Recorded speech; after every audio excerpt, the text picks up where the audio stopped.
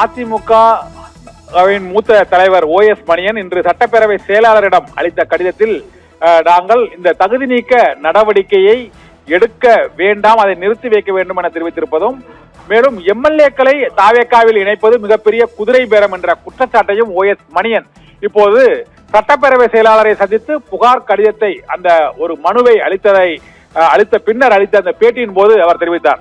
இதுதான் முதல் நிபந்தனை இங்கு CV சண்முகம் மற்றும் SP வேலுமணி தரப்பில் வைக்கப்பட்டது.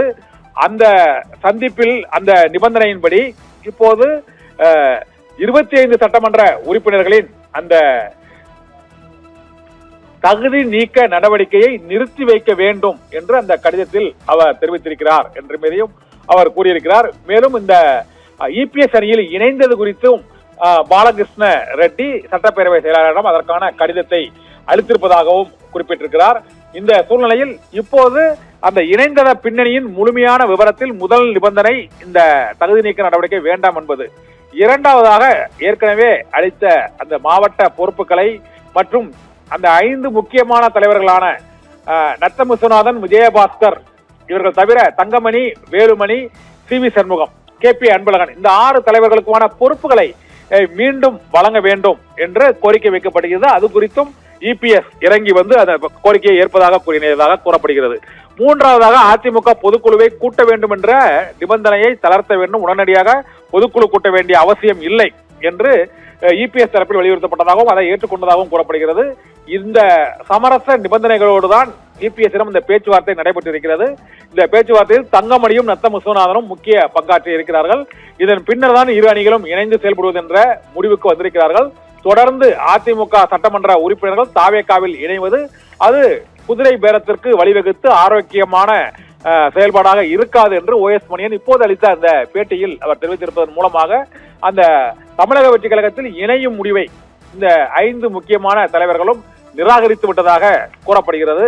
ஆதலால் 5 பேருக்கு அமைச்சர் என்ற வாக்குறுதியை பெறுவதற்காக ராஜினாமா செய்வதற்கு இந்த குழுவினர் CV சண்முகம், SP வேலுமணி ஆகியோர் அடங்கிய குழுவினர் சம்மதித்து விட்டதாகவும் கூறப்படுகிறது. இந்த நிபந்தனைகளின் அடிப்படையில் தான் 2 அணிகளும் ஓரணியாக இணைவதற்கு அவர்கள் ஒப்புக்கொண்டிருக்கிறார்கள் என்று தெரிய வந்திருக்கிறது.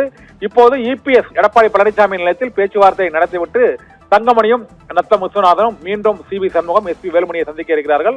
அப்போது எடப்பாடி பழனிசாமி விதித்த நிபந்தனைகள், ஏற்றுக்கொண்ட நிபந்தனைகள், மறுத்த நிபந்தனைகள் என்னென்ன என்பதை இப்போது CV சண்முகம் மற்றும் SP வேலுமணி தரப்பிடம் தெரிவிக்க இருக்கிறார்கள் நத்தம் விஸ்வநாதனும் தங்கமணியும். அதற்கு பிறகு இருவரும் 2 அணிகளும் ஓரணியில் இணைந்ததாக அதிகாரப்பூர்வமாக இன்னும் சில நிமிடங்களில் அல்லது சில மணி நேரங்களில் அந்த அதிகாரப்பூர்வ அறிவிப்பு வெளியாகும் என எதிர்பார்க்கப்படுகிறது. இதனால் அதிமுக அதிருப்தி அணிகள் 2 அணிகளும் பிரிந்ததற்கான முழுமையான விவரம், இந்த பின்னணிக்கு காரணம் தமிழக வெற்றி கழகத்தின் திட்டவட்டமான அறிவிப்பு. இப்போது உங்களுக்கு அமைச்சர் பதவி வழங்க முடியாது, வழங்கினால் சட்ட ரீதியாக சிக்கல் இருக்கிறது, தகுதி நீக்க நடவடிக்கை புகார் அந்த புகார் நிலுவையில் இருக்கிறது, தமிழக வெற்றி கழகத்தில் நீங்கள் இணைந்து MLA-ஆக போட்டியிட்டு மீண்டும் வெற்றி பெற்றால் மட்டுமே அவங்களுக்கு அமைச்சர் பதவி வழங்கப்படும் என தமிழக வெற்றி கழகம் கைவிரித்து விட்டதால் இப்போது SP வேலுமணி, CV சண்முகம், நத்தம் விஸ்வநாதன், விஜயபாஸ்கர் ஆகியோர் அடங்கிய அந்த அதிருப்தி குழுவினர் அதிமுகவே தொடர்ந்து பயணிக்கும் வகையில் EPS அணியோடு இணைவதற்கு முடிவு செய்திருக்கிறார்கள் என தெரிய வந்திருக்கிறது.